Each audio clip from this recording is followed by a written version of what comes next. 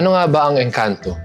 Ang engkanto ay binubuo ng mga kaluluwa ng mga yumaong nagmula sa mga lahi ng mga fallen angel. Sila ang mga lahing masasama na may hihinang kapangyarihan tulad ng kulam, barang, gayuma, budol at panlilinlang. Fallen angel. Sila ang mga may hinang fallen angel na may hina pa sa mga tao. Sila ay nahila ni Satanas, paibaba, nagrebelde at tumalikod sa tungkuling maglingkod at mag-alaga sa mga tao. Sila ang mga nagpabaya sa utos na nalinlang ni Satanas sa pamamagitan ng kalaswaan. Sila ang nagpasimuno sa mundo ng kasamaan, pangkukulam, pambabarang, gayuma, karumihan, at kalaswaan. Sila ang mga fallen angel na may masidhing pagnanasa sa laman ng mga tao. Ang mga fallen angel ay may kakayahang mag-anyo-anyo ng anumang uri ng mga nilalang na kanilang nanaisin tulad ng mga elemento, bagay, hayop, at maging ng tao. Sila ay napapasailalim at sumusunod sa tawag ng laman. Dahil sa kanilang kahinaan at matinding pagnanasa sa mga tao, sila ay napasailalim ng kapangyarihan ni Satanas. Hindi sila nagpapigil at nag-anyong mga lalaki, nagsipag-asawa sa mga kababaihan ng mundo. Ang mga babaeng ito ay tinatawag na mga diwata dahil binigyan sila nito ng kapangyarihang mang-engkanto. At sa pamamagitan ni Satanas, sila ay nagkaanak ng mga higanteng aswang. Ito ang mga binhing masasama na hinasik ni Satanas sa kalupaan upang usigin ang mga tao. Kaya nauso din yung mga pagbabalot ng damit ng buong katawan ng mga babae dahil na rin sa mga demonyo na mahihilig talaga sa tawag ng laman. Hindi nila binibigyan ng pagkakataon na maakit sa kanilang mga katawan yung mga demonyo. Sino ba si Satanas? Siya ay nakatira doon sa labas ng kalawakan mula pa ng unang panahon. Siya ang kumakatawan sa pinakamalaking magnet doon sa labas ng kalawakan. Siya ang humihila sa lahat ng mga bagay na uncleansed o mga bagay na kinakalawang. Ang mga binhi ng mga engkanto na hinasik ni Satanas sa kalupaan noong unang panahon ay napuksa ng baha noong panahon ni Noah. Magmula noon ay hindi na nasundan pa ang kanilang mga lahi.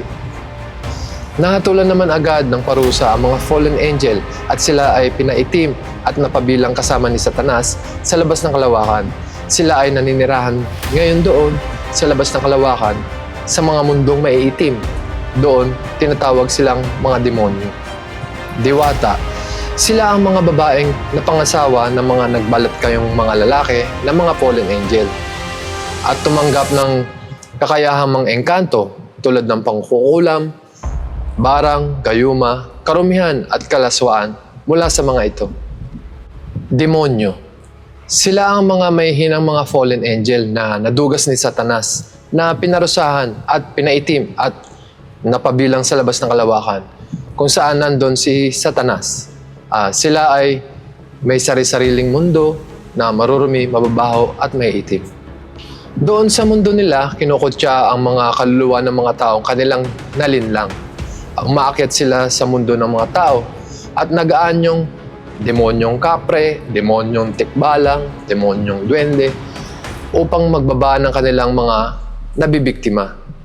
Ibinababa nila ang mga taong kinakalawang sa salita at maging sa gawa. Dahil si Satanas ay magnetic. Hinihila niya ang mga tao sa pamamagitan ng mga salitang kinakalawang at gawaing kinakalawang din. Habang ang tao ay may hininga pa na galing sa Diyos, ay may pag-asa pa silang linisin ang kanilang sarili sa pamamagitan ng dugo ni Jesus at alisin ang mga salita at mga gawang makapagpaparumi sa kanila. Rosary. Ito ang prayer na panglinis sa katawan ng tao. Ito ang prayer na ginawa para sa mga taong makasalanan, para sila ay luminis at mailigtas. Ang mga demonyo kapag nakapangbiktima, inaasar nila ng mga salitang wala na para lalong mawalan ng pag-asa kahit meron pang mga hininga na nanggaling sa taas. Kadalasan nilang binibiktima ang mga taong matatakutin, sa mga hindi nakikita, manonood ng mga horror movies at malalaswa. May kasabihang, hanggat may hininga, may pag-asa. Mabuti kang ipinanganak, mabuti kang mamamatay. Sino nga ba ang mga aswang noong unang panahon? Sila ang mga anak ng mga diwata na lumaking higante na umaabot humigit kumulang 15 metro ang taas. Nakatapis, malalaki ang ulo, malalaki ang tiyan, mabibigat ang katawan, mabagal kumilos, malakas kumain, mga pasaway, walang sinusunod ng mga batas, hindi marunong magparami ng mga alagang hayop, taga-ubos ng mga pagkain ng mga tao, at higit sa lahat, mapangalipin. Noong unang panahon, ang mga aswang ang mga pinuno ng mga angkan. Sila ang naghahari-harian na mahilig sa pakikipagpatayan. Ang mga tribo nila ay naglalaban-laban, karahasan laban sa karahasan. Kinakain nila ang mga taong kanilang mabibihag. Walang kapayapaan at walang sinusunod ng mga batas. Ang iba nilang mga alipin na tao na mga tagasunod nila ay mahihilig naman sa kalaswaan at sumasailalim sa tawag ng laman. Ang mga lahi ng mga aswang ay napuksa lamang ng baha noong panahon ni Noah. Mula noon ay hindi na nasundan pa ang kanilang mga lahi. Sa kasamaang palad, nang dahil kay Satanas na luminlang sa mga fallen angel, ang kalupaan ang siyang naging purgatorio ng mga kaluluwa ng mga lahi ng mga aswang. Tinatawag silang mga evil spirits. Nandito sila ngayon, kasama natin, umaali-aligid. Naghihintay ng mga taong mahuhulog sa kanilang mga bitag. Naghihintay sa mga taong kakalawangin. Ano ang mga evil spirits? Sila ang mga kaluluwa ng mga higanteng aswang na nananahan sa kalupaan ng mundo. Sila ay mahilig sa kalaswaan at pakikipagpatayan. Sila rin ay mandilinlang, mapagbanta, mangbubudol, mang-aangkin, at mang-aalipin ng mga taong matatakotin at madaling dayain. Nambibiyag sila ng mga kaluluwa ng mga taong kanilang pinaparumi at kalaunan ay pinapatay din. Tinatawag ang mga kaluluwa ng mga taong kanilang pinarumi na uncleansed spirit. Ang mga evil spirits ay nagtataglay lamang ng mahihinang boltahe o 0.5 volts lamang. Mapapansin mo sila kapag may mga taong biglang nagalit sa iyo nang walang dahilan. Dahil ang galit ang kanilang pangunahing patibong sa kanilang mga biktima at mga binibiktima. Ang mga evil spirits, sila ang mga magnanakaw ng mga kaluluwa ng mga tao na dapat sana ay mapupunta sa purgatorio ng mga tao. Sino ang mga uncleansed spirits? Sila ang mga bihag ng mga evil spirits dito sa kalupaan. Sila naman ay nagtataglay lamang ng 0.02 volts. Mas mahina kumpara sa evil spirits na 0.5 volts lamang. Sila ang mga kaluluwa ng mga taong pinarumi sa salita at sa gawa. Sila ang mga taong dinaya. Karamihan sa mga uncleansed spirits ay mangkukulam, tagahawa, at ang iba ay mga naging kasama nila sa pangahawa ng kasamaan. Kapag sinabing uncleansed spirits, ito yung kailangan linisin o nangangailangan ng paglilinis. Ang iba naman sa mga uncleansed spirits ay mga walang nalalaman sa kanilang mga ginagawang kasamaan. Ang gawain ng mga uncleansed spirits dito sa mundo ay gawain din nila noong sila ay nabubuhay pa, manghawa ng kasamaan. Kapag ang tao ay namatay at napabilang ang kanilang mga kaluluwa sa mga uncleansed spirits, ay madali silang mahawakan ng mga mangkukulam. Inaangkin sila nito at inaalipin. Itinatanim sila sa mga kung saan-saan, maging bagay man ito, tao o hayop. Pagpapasapasahan sila ng mga mangkukulam upang manghawa pa ng kasamaan sa iba. 24 oras silang gising at walang pahinga dahil biyag sila ng mga evil spirits. Minsan ay nagpapanggap silang mga sundo ng mga taong kakilala rin nila. Kung nalalaman lang ng mga tao ang pag-ibig at awa ni Jesus para sa kanila, ay parang isang sanggol, kaluluwang walang muka. Sila ang mga uncleansed spirits na nagpapakita sa mga tao upang manligaw ng mga paniniwalang simbahan. Gayunpaman, ang mga kaluluwang ito ay umiiwas at umiiyak sa 1 kilong asin dahil sila ay mahihina. Maaaring nagpapanggap lamang sila na sila ay malalakas, pero ang totoo, malakas pa ang battering ito sa kanilang kapangyarihan. Mangkukulam. Sumasapi sa kanila ang mga kaluluwa ng mga aswang o evil spirits, at sila ang mga katuwang nito sa pagpaparumi sa mga tao, sa salita at sa gawa. Pagka marumi na ang biktima, sa kanila iaalay ito sa demonyo bago papatayin. Karamihan sa mga inaalay nila ay naging kasamaan din nila. Sa pangahawa ng kasamaan, karamihan sa mga naging mangkukulam ay may ninunong mangkukulam din.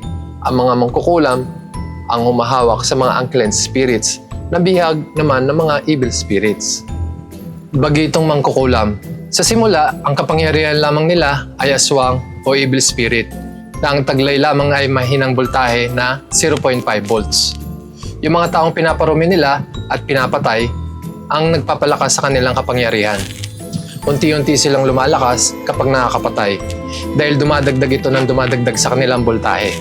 Halimbawa, 0.02 volts plus 0.02 volts kada kaluluwa na kanilang mapapatay. Pero kung tutuusin, ay mahina pa rin sila kung ikukumpara sa ating mga katawan na 50 volts. Limitado lang kasi ang kanilang katawan para makapagkarga ng mga uncleansed spirits. Umaabot lamang ito, humigot kumulang, 1 voltahe. Kapag lumalagpas, ay mababaliw na sila.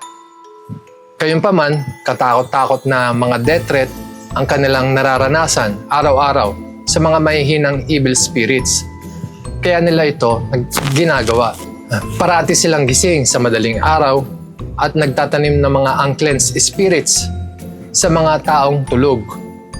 Para pagkagising ng biktima, iba na ang kanilang paniniwala. Matatandang mangkukulam.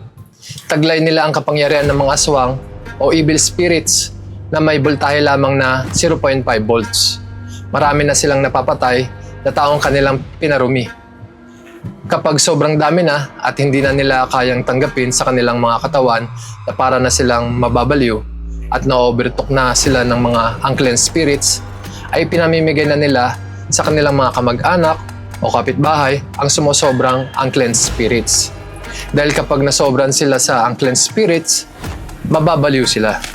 Yung iba naman na sumusobra ay inilalagay nila sa mga agimat o anting-anting para pang-reserba at pangbenta kung sakaling may bibigtamihin silang mga parokyano. Ganun ang kalakaran ng mga mangkukulam. Mukapatay sila at yung mga sumusobra inilalagay nila sa mga agimat. At yung mga agimat o anting-anting ay binibenta nila sa mga prospect nila na bibigtamahin.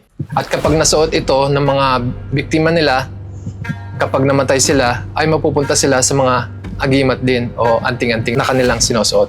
Ganito ang kalakaran ng mga mangkukulam, kung patay sila at yung mga sumusobrang uncleansed spirits na kanilang napapatay ay inilalagay nila sa mga agimat o anting-anting. Kalaunan ay binibenta rin nila sa kanilang prospect na bibiktimahin, tulad ng mga mahihilig sa mga agimat o anting-anting na hindi tinatablan ng bala. Kapag sinuot mo itong anting-anting na ito o agimat, kapag ikaw ay namatay, ay mapupunta ka rin doon sa agimat o anting-anting. Ganito sila mandaya sa mga taong kanilang binibiktima. Tatakutin nila, paggagawin ng kasamaan, parurumihin, at bago papatayin. At kapag napatay na, mapapasa kanila na yung kaluluwa. At may lalagay na nila ito sa mga agimat o anting-anting. Paikot-ikot lang yung kanilang ginagawa. Papatay sila, lalagay sa agimat, tapos ibebenta yung agimat, papatayin nila yung binentahan nila ng agimat, at ilalagay uli sa agimat. Paikot-ikot lang. So yung mga agimat, naglalaman yan ng mga uncleansed spirits o evil spirits. So, mamamind control sila ng mga agimat nila o anting-anting nila. May isang klase pa ng pag-aagimat or pang-aanting-anting yung mga mangkukulam. Isa na dyan yung pagtatanim mismo ng mga uncleansed spirits or evil spirits sa mismong katawan ng biktima. Itinatanim sa ulo or sa dibdib or sa mismong tato. Ang instruction dyan ng mangkukulam doon sa bumibili ng agimat o anting-anting ay magpapakontrol siya doon sa evil spirits na itinanim sa kanyang isipan o itinanim sa kanyang katawan.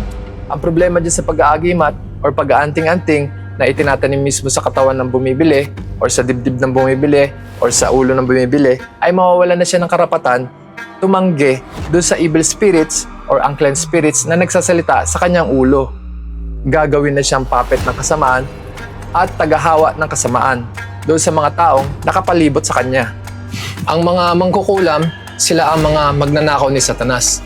Ninanakaw nila ang mga kaluluwa ng mga tao na dapat sana ay mapupunta doon sa purgatorio ng mga tao. Dahil naparumi sila, yung mga unclean spirits, hindi na sila mapupunta doon sa purgatorio ng mga tao. Mapupunta na sila dito sa purgatorio ng mga evil spirits dahil marurumi na sila at napasailalim na sila ng evil spirits at ng mga mangkukulam. Dito, sa mundong ito, sa ibabaw ng kalupaan, nandito ang purgatorio ng mga evil spirits. Dito, napupunta rin yung mga unclean spirits. So, nandito sila kasama natin na nangahawa ng mga kasamaan. Kung hindi ka mag-iingat sa iyong mga ginagawa o mga sinasalita, ay mapapasa kanila yung kaluluwa mo. Mga blessing o biyaya. Lahat ng mga bagay na natatanggap ng tao sa mundo, maging material man o hindi, mga tagumpay, mga kayamanan, mga katanyagan, lahat yan ay galing sa Diyos. Ngunit sa kasamaang palad, kung may blessings, ay may mga scammer of blessings. Sila yung mga nang-i-scam ng mga taong tumatanggap ng mga blessing. Pangunahing scammer dyan, si Satanas. Pangalawa, ang mga malilibog na demonyo. Pangatlo, ang mga kaluluwa ng mga aswang o evil spirits. Dahil dito sa mundo ng mga tao, ang purgatorio ng mga evil spirits. Ang mga nakikita nilang mga blessing na tinatanggap ng mga tao ay kanilang inaangkin. Maging mayaman ka man o mahirap. Wala silang pinapalampas sa kanilang pang-i-scam. Dahil matakaw sila sa kapangyarihan at kaluluwa ng mga tao. Dahil sa kaluluwa ng tao, sila lumalakas. Inuunahan nila yung mga tao na magpasalamat sa Diyos at gumawa ng kabutihan. Lagi mong iisipin ang iyong hininga na nanggaling sa Diyos ang dahilan kung bakit ka nakakagawa ng mga bagay na iyong ikinabubuhay. O kaya naman ay magbigay ka sa simbahan. Glory. Ito yung taos-pusong pasasalamat at papuri na binibigay ng tao sa nagbigay sa kanya ng hininga. Dahil doon tayo nabubuhay. Binigyan tayo ng hininga. So kung may glory, merong anti-glory. Merong taga-agaw ng glory. Ito yung mga nabanggit ko kanina. Isa dyan si Satanas, mga demonyo, yung mga evil spirits. Inaagaw nila yung glory na dapat sana ay para sa Diyos. Hininga. Ito yung biyaya na nagmula at nanggaling sa Diyos upang makagawa ang tao ng mga bagay-bagay na makakabuti para sa Kanya. Kung walang hininga, hindi tayo makakapaghanap buhay o hindi tayo mabubuhay. So dapat lang tayo na magpasalamat at ibigay sa Kanya yung karapat-dapat na gloria. May isang kwento ng isang ama at anak. Ang gusto kasi sana ng kanyang ama ay pamahalaan na siya ng kanyang kayamanan. Ngunit sa tuwing ito ay nagbibigay ng kaunting blessing para subukan ng kanyang anak kung karapat-dapat ba itong tumanggap ng kanyang mga ari-arian, ay lalo lang itong sumasama, nagre-rebelde at nag-iiba ng landas. Dumating ang panahon na nasa wastong gulang na ang kanyang anak para tumanggap ng mga ari-arian. Isang araw ay nakipagtalo sa kanya ang kanyang anak patungkol sa kanyang mamanahin. Dahil sa hindi pagkakaunawaan, sinunggaban siya nito at aktong papatayin. Kaya ang sabi niya sa kanyang anak, "Kasamaan ba ang ibabayad mo sa tuwing tumatanggap ka ng kabutihan? At kasamaan din ba ang ibabayad mo kung nais mong tumanggap mula sa akin ng kabutihan? Hindi kayang makuha ng mga mangkukulam ang mga kaluluwa ng mga taong nagre-resist sa kasamaan. Dahil lumalagpas sila sa 10 boltahe. Depende kung buong katawan niya ay nalinis sa pamamagitan ng pagre-resist sa kasamaan, umaabot ito ng 50 boltahe. Kaya yung iba ay incorrupt na ang kanilang mga katawan kapag sila ay namatay. Kumpara sa kaluluwa ng mga evil spirit na 0.5 volts at kaluluwa ng mga unclean spirit na 0.02 volts, matatapakan lamang sila nito, kaulapan at langit. Ito ang purgatorio ng mga kaluluwa ng mga taong namatay para kay Jesus. Karagatan. Ito naman ang purgatorio ng mga kaluluwa ng mga taong lumaban sa mga evil spirits. Nandito ang mga kaluluwa ng mga lumaban sa mga higanting aswang noong unang panahon, bago sila mapuksa ng baha sa panahon ni Noah. Gitnaan ng Mother Earth. Ito ang purgatorio ng mga lahi ng mga tao. Dito na pupunta ang mga tao kapag sila ay namatay. Ibabaw ng kalupaan ng mundo. Ito naman ang naging purgatorio ng mga higanting aswang o ng mga evil spirits. Dahil iba ang lahi nila sa mga tao. Inihasik sila ni Satanas noong unang panahon para manggulo at mangalipin ng mga tao. Biyag nila yung mga unclean spirits na kanilang pinarumi at pinatay. Hawak sila ng mga mangkukulam na ginagabayan ng demonyong kapre, demonyong tikbalang, demonyong duwende o diwata. At kung sakaling may makilala kayong mga mangkukulam na ginagabayan ng mga demonyong ito, ay huwag kayong mag-alinlangan na bawiin ang mga kaluluwa na hawak nila. Dahil sa kaluluwa ng mga tao o mga unclean spirits, sila lumalakas.